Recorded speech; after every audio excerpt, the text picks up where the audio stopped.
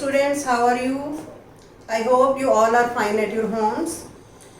I am Suman Agarwal, economics and geography teacher. We have studied about 3 physical features till now.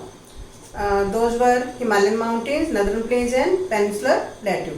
Today we will study about 4th physical feature, Indian desert. ठीक है, सबसे पहले इसकी location देखो. यहाँ पे Aravalli mountains हैं, Aravalli mountain range है राजस्थान में.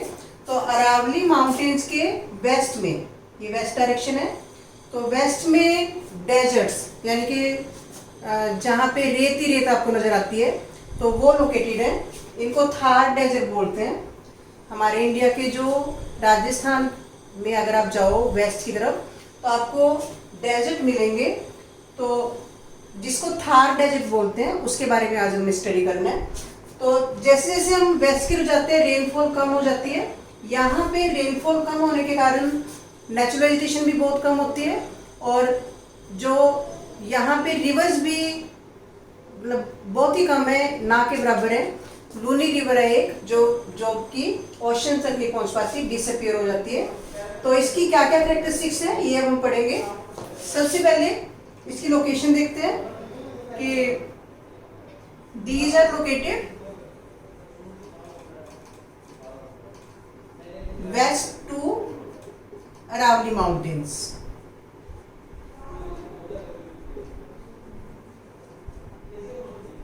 अरावली माउंटेन्स के वेस्ट में ये लोकेटेड है. इसके बाद known by name Thar desert. इसका नाम क्या है? थार डेजर्ट्स. जो डेजर्ट्स हैं अलग अलग कंट्रीज में अलग अलग नाम होते हैं उसके. जैसे राजस्थान की डेजर्ट का सहारा डेजर्ट नाम है, ऐसे डिफरेंट कंट्रीज में जो डेजर्ट्स के अलग अलग नाम है. इंडिया में जो डेजर्ट है उसको हम किस नाम से जानते हैं? थार डेजर्ट.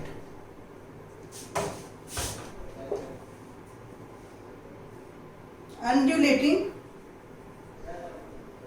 sandy plains,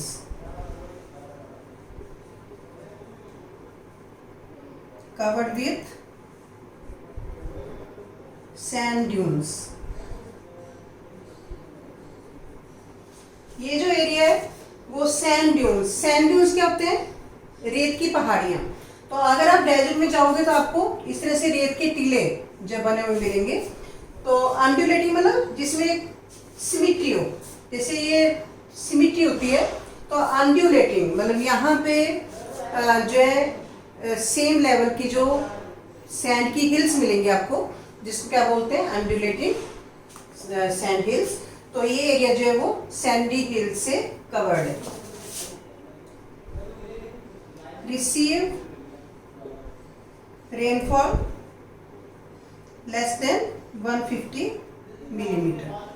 ये जो एरिया है बहुत ही कम रेनफॉल रिसीव करता है. तो क्योंकि मानसून विंड जो यहाँ तक आते आते ड्राई हो जाती हैं, और इसके अलावा जो अरावली माउंटेन्स हैं वो भी जब विंड्स चलती हैं तो उसके पैरेलल है, विंड्स को रोक नहीं पाता. तो इस कारण से ये एरिया बहुत ही कम रेनफॉल रिसीव करता है. तो लेस देन 150 मिलीमीटर यहाँ पे रेनफॉल रिसीव होती है. इसी कारण से यहाँ पे रेत ही रेत नजर आती है, हमें नेचुरल वेजिटेशन नहीं नजर आती. आप कभी गए भी होंगे डेजर्ट में तो वहाँ पे आपको जो है कांटे वाले पौधे या मिलेंगे, ज़्यादा ग्रीन जो है वो प्लांट्स देखने को नहीं मिलते. स्ट्रीम्स डिसअपियर या अपीयर लिख लो, appear only in rainy season.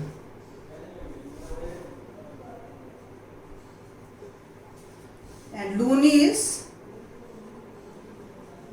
only large river.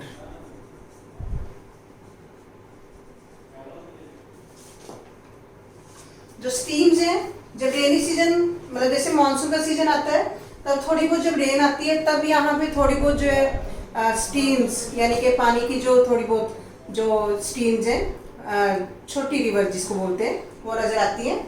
लेकिन बाद में वो डिसअपियर हो जाती है, वो हमें दिखाई नहीं देती. लूनी रिवर है यहाँ पे जो कि सबसे लार्ज रिवर है. वो रिवर भी ओशंस तक नहीं पहुंच पाती और डेजर्ट में ही खत्म हो जाती है. It has arid climate, arid मतलब सूखी, जहां पे रेनफॉल कम होती है वहां पे एरिड, एरिड मतलब सूखा इलाका है ये, यहाँ की क्लाइमेट कैसी है, arid. And बारखन्स are found,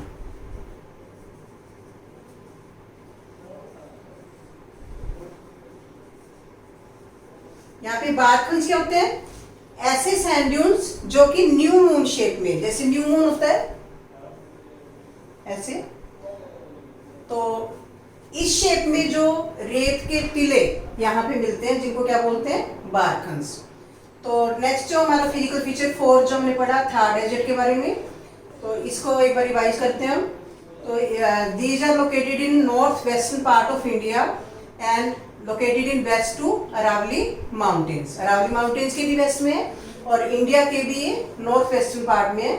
rainfall बहुत कम होती है यहाँ पे, नेचुरल वेजिटेशन भी बहुत कम होती है, और लूनी यहाँ की ओनली रिवर है, लार्ज रिवर, और यहाँ पे छोटी मोटी जो स्ट्रीम्स है वो रेनी सीजन में दिखाई देती हैं हमें। और यहाँ पे सैंड ड्यून्स मतलब मिट्टी के बड़े जो है पहाड़ नजर आएंगे आपको। तो ये इसकी कैरेक्टरिस्टिक्स है। ये हमारा फिजिकल फीचर था इंडियन डेजर्ट। नेक्स्ट हमने पढ़ना है कोस्टल आइलैंड्स।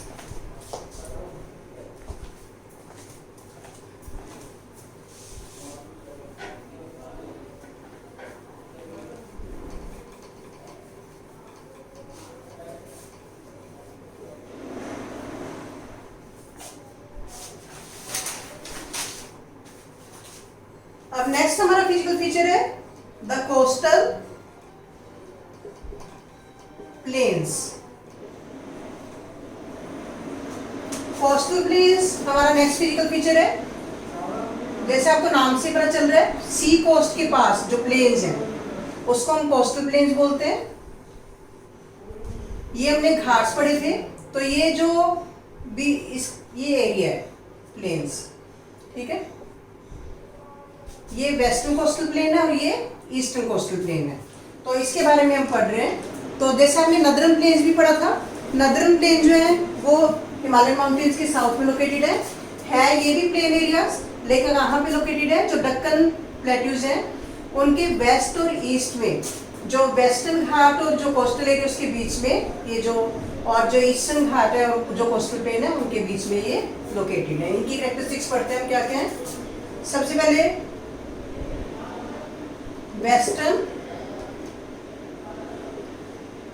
कोस्ट, जो ये वेस्टर्न कोस्ट है ये वाला, इसके बारे में पढ़ रहे हैं हम। Narrow plain between western Ghat and Arabian sea. ये वेस्टर्न घाट है, वेस्टर्न घाट, और ये अरेबियन सी है। तो वेस्टर्न घाट और अरेबियन सी के बीच में जो ये नैरो प्लेन्स हैं इसको हम क्या बोलते हैं, वेस्टर्न कोस्ट। तो सबसे पहले इसकी लोकेशन आपको पता चल गई। सेकंड क्या है इसकी कैरेक्टरिस्टिक्स, इट कंसिस्ट 3 सेक्शंस। इसके 3 सेक्शंस हैं, 3 पार्ट्स में इसको हम डिवाइड कर सकते हैं। कोंकण, मुंबई टू गोवा, और दूसरा कौन सा है, कन्नड़, कर्नाटका में, और थर्ड मालाबार, केरला में। इस कोस्ट के 3 नाम है। यहाँ पे जो है इसको, जो नदरन पार्ट है इसका, मुंबई से लेके या गोवा तक, इसको हम क्या बोलते हैं, कोंकण। मतलब जो वेस्टर्न कोस्टल प्लेन्स हैं मुंबई से लेके गोवा तक इसका क्या नाम है, कोंकण। और कर्नाटका में इसका नाम क्या पड़ जाता है, गोवा से लेके कर्नाटका में इसको क्या बोलते हैं, कन्नड़, कन्नड़ प्लेन। और इसके बाद साउथ में मालाबार केरला की तरफ मालाबार। तो इस जो वेस्टर्न कोस्ट जो कोस्ट है उसके 3 नाम है कोस्टल प्लेन्स के। नॉर्थ में मुंबई से लेके गोवा तक इसको कोंकण बोलते हैं। जो मिडिल पार्ट है कर्नाटका में इसका, उसको क्या बोलते हैं, कन्नड़। और जो सदर्न पार्ट है केरला की तरफ, इसको इस कोस्ट का नाम क्या है, मालाबार। तो इसके 3 नाम है ये। रिवर्स मेक एस्चुरीज, जैसे नर्मदा और तापी रिवर्स हैं।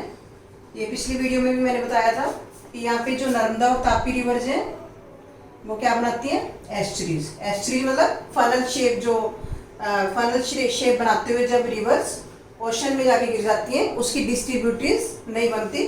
तो यहाँ की जो रिवर्स हैं, मेन जो नर्मदा और तापी रिवर्स हैं, वो क्या बनाती हैं, एस्चुरीज।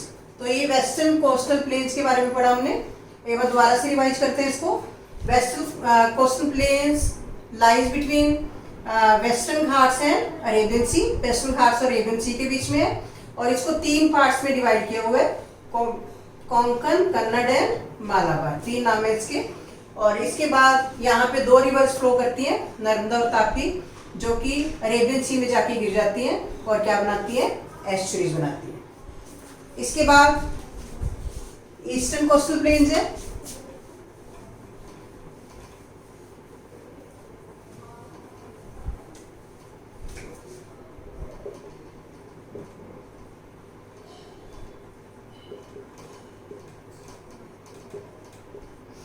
ईस्ट की तरफ जो प्लेन्स हैं, ये आपको जो नजर आ रहे हैं, ये क्या है, ईस्टर्न कोस्टल प्लेन्स। इनकी क्या क्या कैरेक्टरिस्टिक्स हैं,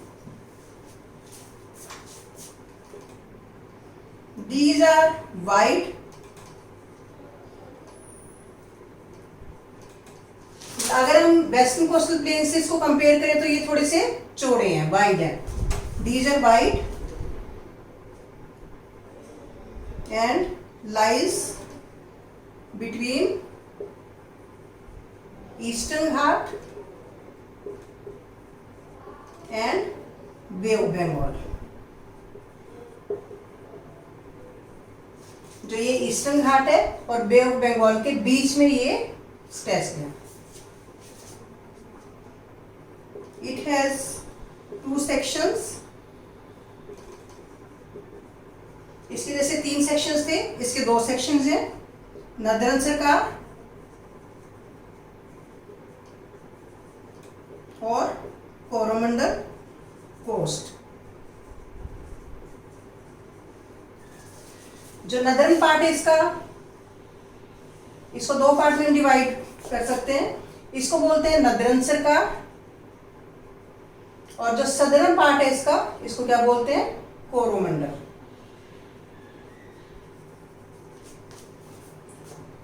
तो ये भी इंपॉर्टेंट है, इसके आपने दोनों नाम याद करने हैं कि northern part of eastern plains is known as northern Sarkar and southern part is known as Coromandel.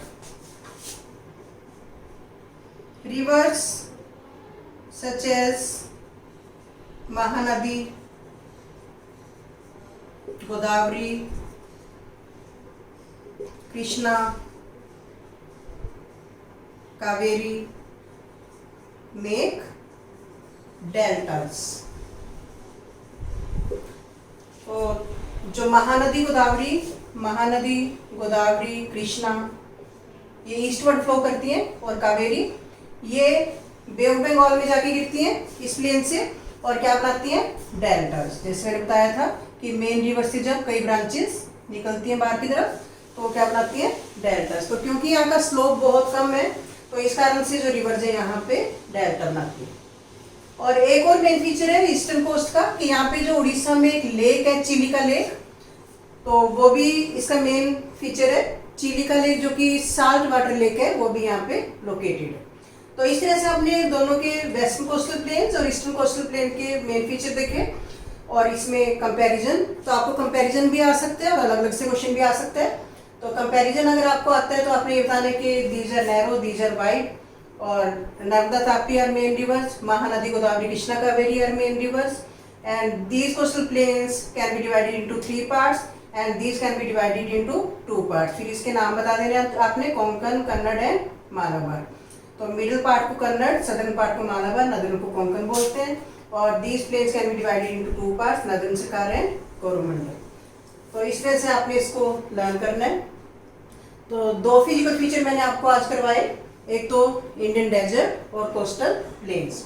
Next video में हम इंडियन आइलैंड्स के बारे में पढ़ेंगे और ये भी पढ़ेंगे कि हमारे इंडिया में जो इतने सारे फिजिकल फीचर्स हैं उनकी हमारे कंट्री के लिए क्या क्या इम्पोर्टेंस है।